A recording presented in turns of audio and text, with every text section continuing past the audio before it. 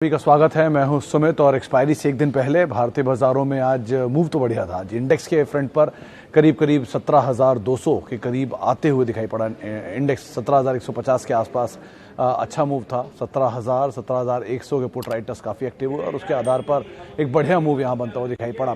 जो मूव था वो था निफ्टी बैंक के दम पर। निफ्टी बैंक में शानदार तेजी थी। आप फ्रंट लाइन में चाहें IndusInd bank, HDFC bank, ICICI bank, axis bank, किसी का भी नाम ले ले, सब में एक बढ़िया मूव था। मिड कैप में भी RBL, IDFC फर्स्ट जैसे नाम बढ़िया तेजी में कामकाज कर रहे थे। NBFC स्पेस में इंडिया बुल्स हाउसिंग जोरदार तेजी में आज था। 10% की तेजी एक समय में देखने को मिली। टेलीकॉम से आइडिया जोरदार तेजी में था। 10% का उछाल वहां आता हुआ दिखाई पड़ा। मेटल में खरीदारी थी। इंडेक्स के टॉप गेनर्स में शुमार था JSW स्टील जैसा नाम, जो कि खरीदारी के साथ आज कामकाज करता हुआ दिखाई पड़ रहा था। मेटल, बैंकिंग के अलावा जो बाइंग थी सिलेक्टिव ऑटो और सिलेक्टिव IT के अंदर थी। IT में TCS जो कि एक तरफा संभाल रहा था बाजार को, एक अच्छी स्ट्रेंथ दे रहा था, और दूसरी तरफ ऑटो में ऑटो सेल्स के नंबर्स के बाद Tata Motors top auto gainer बनता हुआ दिखाई पड़ा। और उसके अलावा मारुति में खरीदारी थी। कल जतिन ने आपको बताया भी था कि वहां पर एक अच्छा मूव देखने को शायद मिल सकता है अच्छे सेल्स के नंबर्स के बाद, और वहां पर खरीदारी आज बनते हुए भी दिखाई पड़ी। तो मारुति में खरीदारी थी, टाटा मोटर्स में तेजी थी, अशोक लेलैंड 1.25% ऊपर करीब ये भी कामकाज कर रहा था। लेकिन ओवरऑल जो मूड माहौल मार्केट्स का था वो आज बेटर साइड पे ही आपको दिखाई पड़ेगा। मिड कैप इंडेक्स 1% तेजी के साथ आज कामकाज कर रहा था। स्मॉल कैप इंडेक्स हालांकि आज फ्लैट था, बिल्कुल फ्लैट टू पॉजिटिव टोन पे कामकाज करता हुआ दिखाई पड़ा। लेकिन फ्रंट लाइन के साथ साथ Nifty bank, Nifty metal, Nifty IT Nifty IT और निफ्टी टेलीकॉम जहां पर मूव था। इसके अलावा जो मूव था वो था आज मिड कैप इंडेक्स के अंदर भी। फार्मा थोड़ा सा बैकफुट पर जरूर आया, एक बढ़िया तेजी के बाद थोड़ा सा ईज आउट कह सकते हैं आप होता हुआ दिखाई पड़ा। लेकिन अदरवाइज स्टॉक स्पेसिफिक स्टोरीज तो बढ़िया थी। बहुत इंडिविजुअल स्टॉक्स में अच्छा मूव भी देखने को मिला। जो नए 7 शेयर F&O में शामिल किए गए हैं वहां पर थोड़ी सी मिले जुले ट्रेड आपको दिखाई पड़ेंगे। मिसाल तौर पर हिंदुस्तान कॉपर तेज था, टाटा कम्युनिकेशन में बिकवाली थी। तो अलग अलग कामकाज अलग अलग स्टॉक्स के अंदर आता हुआ दिखाई पड़ा। लेकिन ओवरऑल वीकली एक्सपायरी से पहले एक बढ़िया मूव मार्केट में देखने को मिल रहा था। बैंकिंग शेयर जो कि सबसे ज्यादा मार्केट को थ्रस्ट प्रोवाइड करा रहे थे। मेटल दिन के ऊपरी स्तरों पर मार्केट बंद हुए। मेटल मार्केट में तेजी दिखा रहा था। इसके अलावा IT और एनर्जी शेयर कुछ और ऐसे स्टॉक थे जो कि आज बढ़िया तेजी के साथ कामकाज करते हुए दिखाई पड़ रहे थे। तो ओवरऑल मूड माहौल थोड़ा सा सुधरा है। अब कल एक्सपायरी का दिन है तो देखना होगा कैसे मार्केट्स बिहेव करता है। लेकिन अदरवाइज बढ़िया मूव महीने के पहले कारोबारी सत्र में आता हुआ दिखाई पड़ा। चलिए अब सवाल जवाब का सिलसिला शुरू कर लेते हैं और बातचीत कर लेते हैं कुछ सवालों को लेकर भी। सबसे पहला सवाल जो मेरे पास अभी मुझे दिख रहा है वो कहाँ गया। सबसे पहले सीक्वेंट साइंटिफिक इनफैक्ट दिखाई पड़ रहा था मुझे। सर सीक्वेंट साइंटिफिक में रिसेंटली कुछ फंड्स की सेलिंग की बातचीत थी। अभी तक तो कोई उस पर कोई अपडेट आया नहीं कि कितने ब्लॉक्स हैं या क्या सेलिंग हुई है। लेकिन ये न्यूज़ फ्लोज इस स्टॉक को लेकर रिसेंटली सुनने को मिल रहा था। नंबर वाइज ठीक ठाक है, बहुत कोई फायरवर्क तो नहीं, लेकिन हाँ ठीक ठाक अगर आप समय दे सकते हैं तो एटलीस्ट आप यहाँ पे होल्ड कर सकते हैं थोड़ा सा। लेकिन ऑब्वियसली ज़्यादा लॉस तो आप बुक नहीं करेंगे, लेकिन हाँ थोड़ा सा अगर समय देंगे तो आप ज़रूर इसमें एटलीस्ट कुछ पोजीशन के लिए बने रहे। लेकिन न्यूज़ फ्लोज के ऊपर खास नज़र रखिएगा क्योंकि वहाँ पे फंड सेलिंग की बातचीत लगातार बाजार में चल रही है। टाटा पावर, अंकुश जी कल अजीत मिश्रा से मैंने स्पेसिफिकली ये सवाल 5 बजे के शो में पूछा भी था कि टाटा पावर में क्या किया जाए। तो अजीत का साफ कहना था कि टाटा पावर में बहुत कुछ खोने के लिए है नहीं। 200 रुपये के आसपास का उन्होंने एक स्टॉप लॉस बताया था और बने रहने की राय दी थी। 245 पहला और 280 दूसरा, ये टारगेट्स उनकी तरफ से आए थे। तो बहुत ही साफ राय उन्होंने रखी थी इस स्टॉक के ऊपर। टाटा पावर में आप बने रहें, 200 का स्टॉप लॉस रखें, 245, 285 ये उनकी टारगेट्स थे। अदरवाइज फंडामेंटली ऑब्वियसली ज़्यादा कोई दिक्कत नहीं है। बस एक तरफा चला था, थोड़ा ईज आउट हो रहा है, होने दीजिए।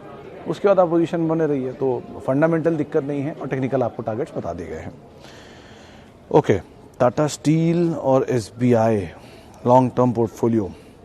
विवेक साहब SBI तो ऑब्वियसली आप ज़रूर बने रहें। आज चला भी ठीक ठाक क्योंकि ऑब्वियसली ज़्यादा सरकारी क्षेत्र का इकलौता बैंक जिसके ऊपर आप ठीक से रिलाय कर सकते हैं नंबर्स को लेकर। और दूसरी तरफ टाटा स्टील में मेजर है, स्टील मेजर है, कोई इशू नहीं है।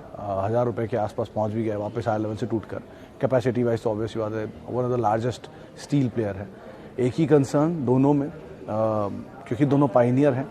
तो पहले तो SBI में कोई भी जगह पर किसी भी सेक्टर में कोई इशू आता है तो PSU बैंक्स में इम्पैक्ट दिखने को मिलता है। रीज़न भी साफ है कि हर जगह का इम्पैक्ट, हर सेक्टर के दिक्कतों का इम्पैक्ट उन कंपनियों को आएगा जो लोन देंगी, और सरकारी बैंकों को लोन देने पड़ते हैं। तो इसलिए SBI उसमें सबसे पहले अग्रणी होता है। और टाटा स्टील के केस में साइक्लिकल मूव है मेटल के प्राइसेस का, तो वो एक इम्पैक्ट ज़रूर देखने को मिलेगा। तो ये दो कंसर्न है, लेकिन अदरवाइज दोनों कंपनियाँ ठीक हैं। ओके, आगे बढ़ते हैं और BPCL। अंकित साहब, BPCL अभी रिसेंटली तो शायद डिविडेंड दोनों आए हैं, पहले वो 58 और फिर वो 5, दोनों डिविडेंड आ चुके हैं शायद। तो एनीवेज दोनों डिविडेंड के बाद ये ट्रेड कर रहा है, तो ब्रोकरेज हाउसेस तो पॉजिटिव ही थे तब भी, नंबर्स के बाद भी। लेकिन एक ही चीज़ का ध्यान रखिएगा, लॉन्ग टर्म स्टोरी जो है इसके अंदर वो स्टेक सेल, जो इस साल नहीं हो रही। रिसेंटली एक बयान आया था कि FY22 में शायद स्टेक सेल ना होता वो दिखाई पड़े, तो वो तो पॉसिबल नहीं है।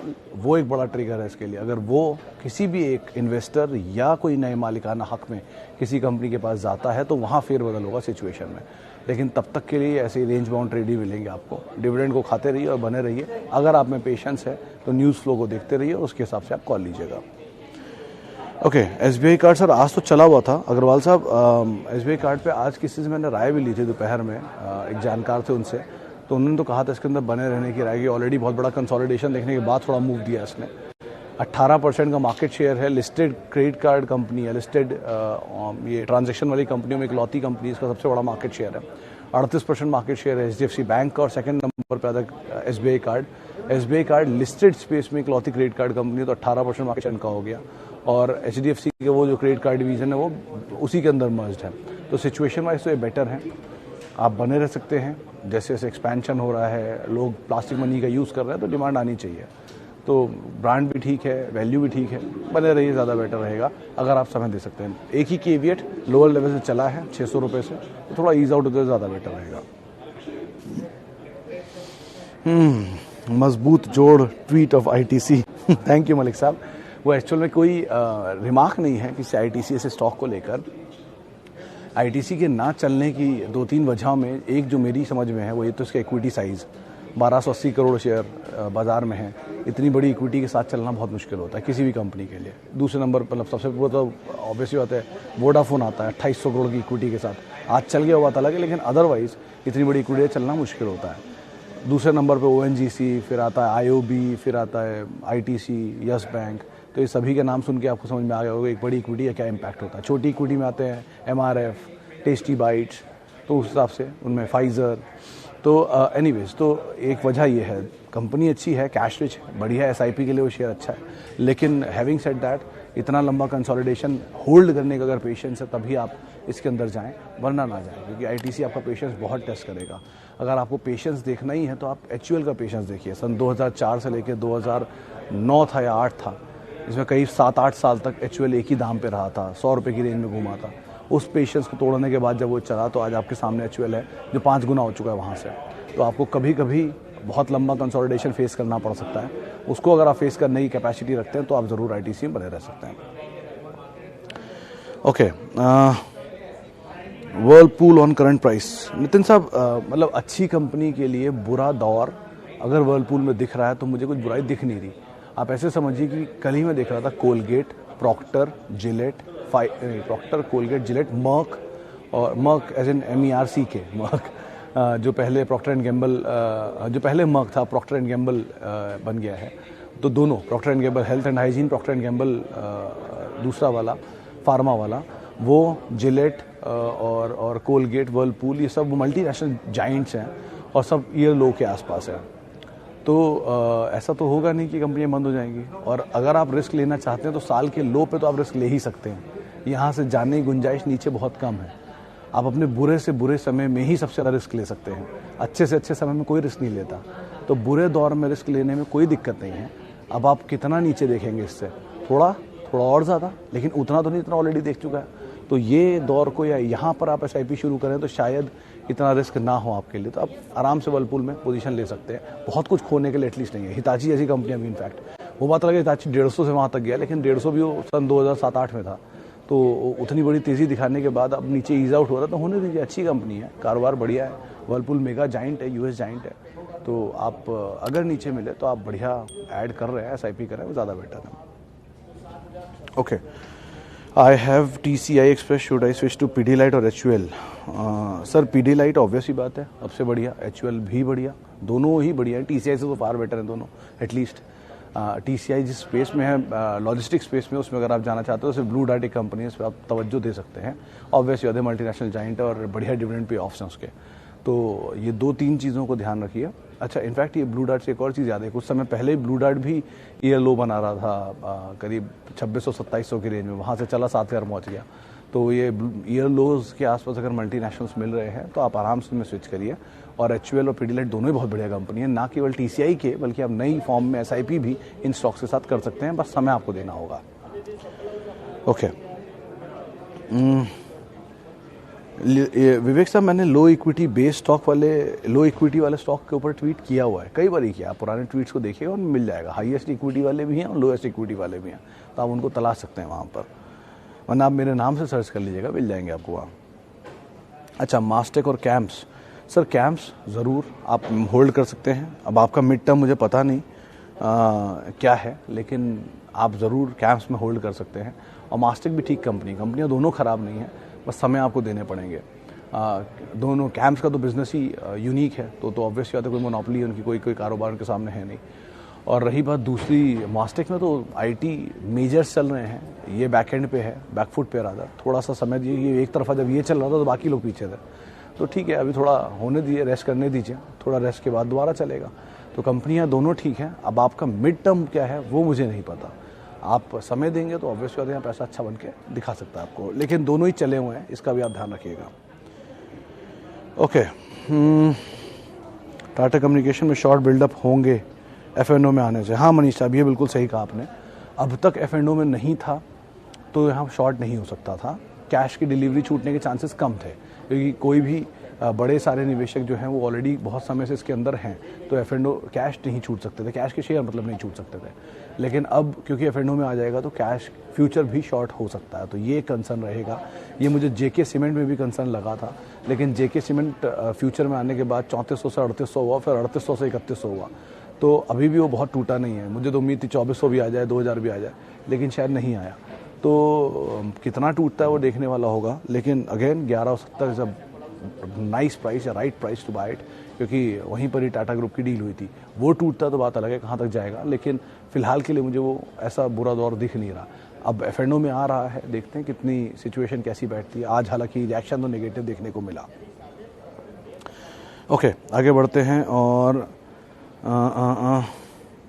Exit Nykaa IPO for HUL, Malik साहब डिपेंड, आप कितना लंबा नज़रिया रखते हैं और आपको कितना प्रॉफिट हो रहा है। मान लीजिए आपको नायका लॉट हुआ था IPO में और आपको प्रॉफिट है बहुत ज़बरदस्त, ऑब्वियसली बात है, डबल हो चुका है वहाँ से, तो आप हाफ लेकर निकल जाइए। हाफ लेकर आप HUL में जाएंगे तो आपका हाफ प्रॉफिट तो सेफ हो चुका है। अब आपके पास जो फ्री के शेयर हैं उनको आप पड़े रहने दीजिए, जहाँ तक जाना चाहें जाए। नायका कल को 3 गुना भी हो जाएगा यहाँ से, तो भी आपके पास शेयर रहेंगे। और दूसरी तरफ आपने HUL के भी शेयर ले लिए। नई खरीद आप करना चाहते हैं तो ऑब्वियसली बात है HUL ज़्यादा फेवरेबल है। आप तो दोनों पोर्टफोलियो आपके पास आ जाएगा। मतलब मेकअप और ब्यूटी को लेकर जितने भी प्रोडक्ट्स हैं इंडिया में, उसको मेजरली लिस्टेड स्पेस में यही दोनों कैटर करते हैं, तो दोनों ही प्रोडक्ट आपको मिल गए, आप उसको टैकल कर सकते हैं। तो ये एक रणनीति बनाइए, वो ज़्यादा बेटर रहेगा। इसमें आपके पास वो भी रहेगा और ये भी रहेगा। लेकिन नायका के केस में नंबर से फार अहेड वो स्टॉक चल रहा है, यानी 1.25 लाख करोड़ की मार्केट कैप और 1 करोड़ का प्रॉफिट ठीक नहीं है। इस तरह के प्रॉफिट के साथ ये मार्केट कैप मिलना अब तक तो जस्टिफाइबल नहीं लगता। आगे अगर लगे तो बात अलग है, लेकिन फिलहाल के लिए थोड़ा जस्टिफाइबल नहीं है। ओके, ICICI प्रूडेंशियल, लुपिन और ऑरोबिंदो फार्मा मौजूदा स्तरों पर। सर प्रूडेंशियल बने रहिए, नहीं है ले सकते हैं, लुपिन और ऑरोबिंदो ले सकते हैं, दोनों भी इस भाव पर। अगर आपके पास SIP करने की एपेटाइट है तो आप थोड़ा SIP इन स्टॉक्स के अंदर कर सकते हैं। और ये सब मतलब ये क्या, किसी भी स्टॉक में अगर आपको लॉन्ग टर्म इन्वेस्टिंग करनी है तो SIP is the best way.